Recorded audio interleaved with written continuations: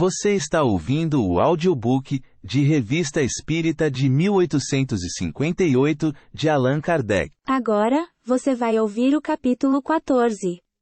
Fevereiro. Escala Espírita. Para fevereiro. Escala Espírita Terceira Ordem, Espíritos Imperfeitos, Características Gerais. Predominância da matéria sobre o espírito. Propensão para o mal. Ignorância, orgulho, egoísmo e todas as más paixões que lhe são consequentes. Têm a intuição de Deus, mas não o compreendem. Nem todos são essencialmente maus. Uns têm mais leviandade, inconsequência e malícia que verdadeira maldade. Outros nem fazem o bem nem o mal, mas pelo simples fato de não fazerem o bem, revelam inferioridade. Outros, ao contrário, alegram-se no mal, e ficam satisfeitos quando encontram ocasião de praticá-lo. Podem aliar a inteligência à maldade ou à malícia, mas, seja qual for o seu desenvolvimento intelectual, suas ideias são pouco elevadas e seus sentimentos mais ou menos abjetos. Seus conhecimentos sobre as coisas do mundo espírita são limitados, e o pouco que sabem se confunde com ideias e preconceitos da vida corpórea. Só nos podem dar noções falsas e incompletas, mas o observador atento descobre muitas vezes em suas comunicações, mesmo que imperfeitas, a confirmação das grandes verdades ensinadas pelos espíritos superiores. Seu caráter é revelado pela linguagem. Todo espírito que, nas comunicações, trai um mau pensamento, pode ser classificado na terceira ordem. Por conseguinte, todo mau pensamento que nos é sugerido, vem de um espírito dessa ordem. Eles veem a felicidade dos bons, e isto lhes é um tormento incessante, pois experimentam todas as angústias produzidas pela inveja e pelo ciúme. Conservam a lembrança e a percepção dos sofrimentos da vida corpórea, e tal impressão é por vezes mais penosa do que a realidade. Sofrem, pois, realmente, pelos males a que foram submetidos, e pelos que fizeram outros sofrerem. Como sofrem por muito tempo, julgam que sofrerão eternamente. Para castigá-los, quer Deus que pensem assim. Podem ser divididos em 4 grupos principais. Nona classe. Espíritos impuros inclinados ao mal, objeto de suas preocupações.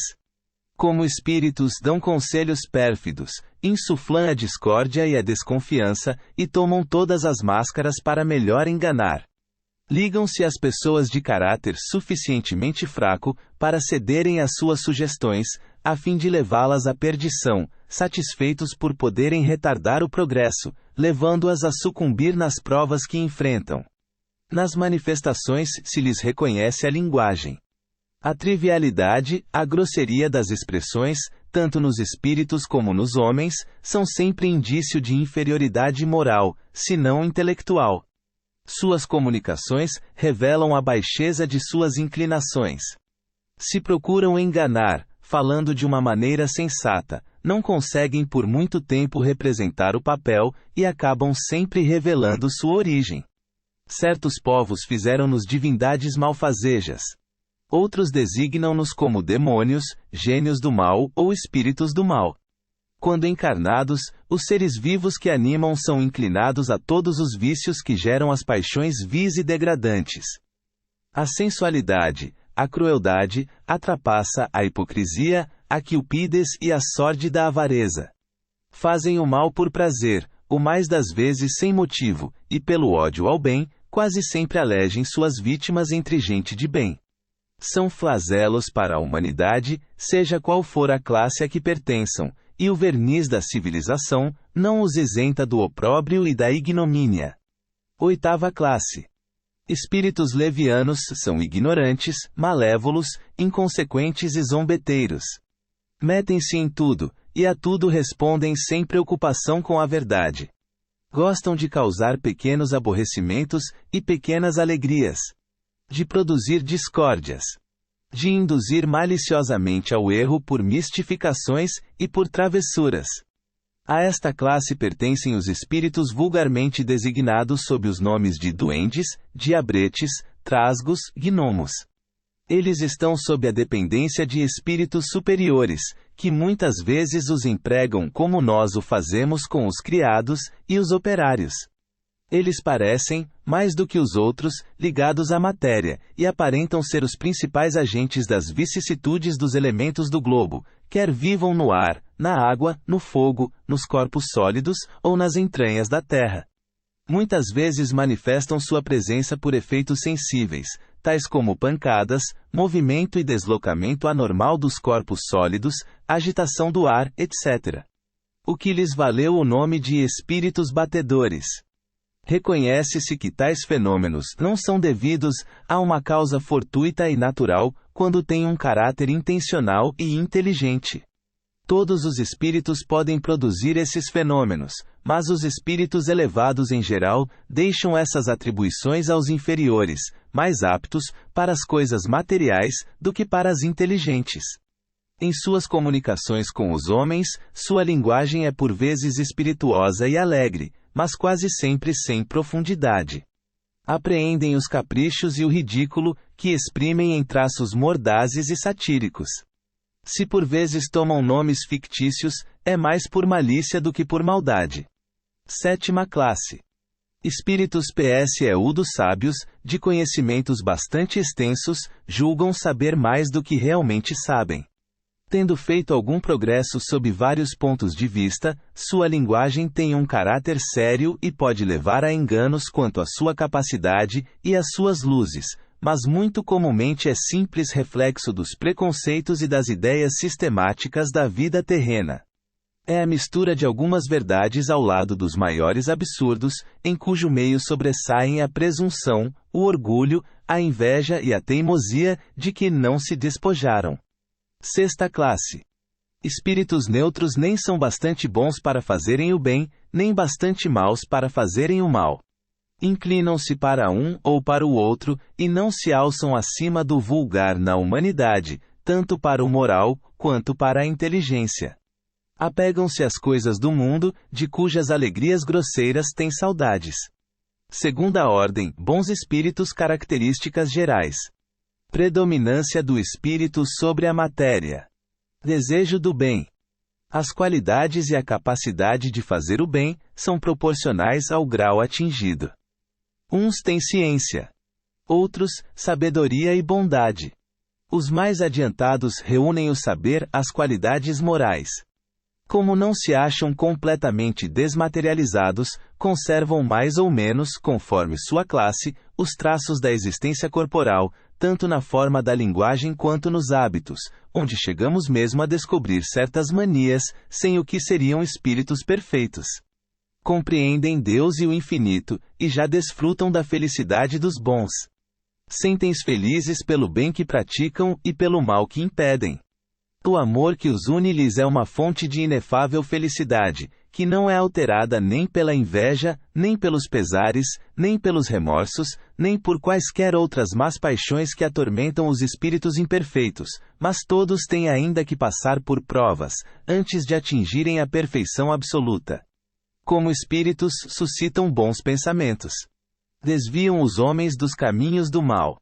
Protegem em vida os que se tornam dignos dessa proteção, e neutralizam a influência dos espíritos imperfeitos sobre aqueles que não se comprazem em submeter-se a ela. Quando encarnados, são bons e benevolentes para com os seus semelhantes. Não são movidos por orgulho ou egoísmo, nem pela ambição. Não experimentam ódio, rancor, inveja ou ciúme, e fazem o bem pelo bem. A esta ordem pertencem os espíritos designados nas crenças vulgares, como bons gênios, gênios protetores, espíritos do bem. Nos tempos de superstição e de ignorância, foram transformados em divindades benfacejas. Também podem ser divididos em 4 grupos principais. 5ª classe. Espíritos benevolentes, a bondade é sua qualidade predominante. Gostam de servir aos homens e de protegê-los, mas seu saber é limitado. Seu progresso foi realizado mais no sentido moral que intelectual. 4ª classe. Espíritos de ciência, o que principalmente os distingue, é a extensão dos conhecimentos. Preocupam-se menos com as questões morais do que com as científicas, para as quais têm maior aptidão, mas só encaram a ciência do ponto de vista da utilidade, nela não misturando nenhuma das paixões características dos espíritos imperfeitos. Terceira classe. Espíritos de sabedoria. Seu caráter distintivo são as qualidades morais da mais elevada ordem. Seus conhecimentos não são ilimitados, mas são dotados de uma capacidade intelectual que lhes dá um juízo seguro sobre os homens e as coisas. Segunda classe. Espíritos superiores. Reúnem ciência, sabedoria e bondade. Sua linguagem constantemente digna e elevada só respira benevolência, e por vezes é sublime. Sua superioridade os torna, mais que os outros, aptos para nos darem as mais justas noções sobre as coisas do mundo incorpóreo, nos limites do conhecimento permitido ao homem. Comunicança de boa vontade com aqueles que de boa fé procuram a verdade, e cuja alma é bastante desprendida dos laços terrenos para compreendê-la, mas afastam-se dos que são animados pela curiosidade, ou desviados da prática do bem, pela influência da matéria. Quando excepcionalmente reencarnam na Terra, é para cumprir uma missão de progresso. Oferecem-nos então o tipo da perfeição a que a humanidade pode aspirar neste mundo. Primeira ordem, espíritos puros. Características gerais. É nula a influência da matéria.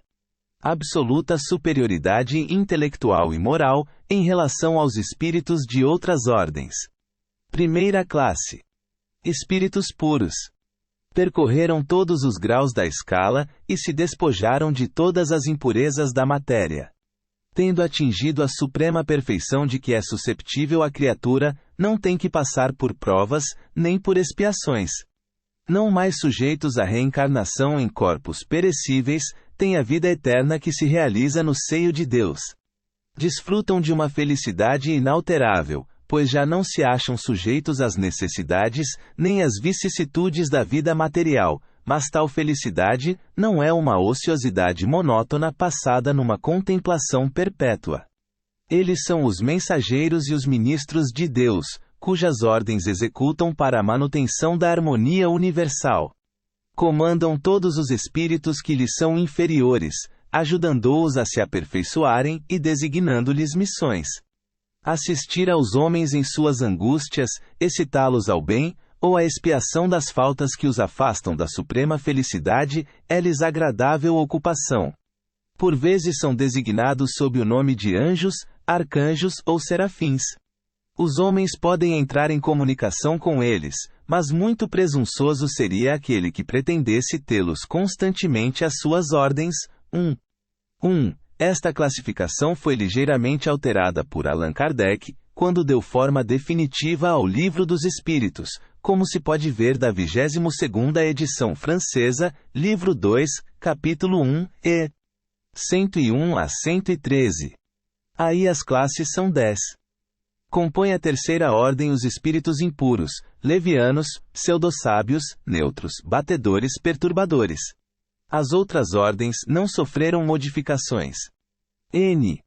Do T.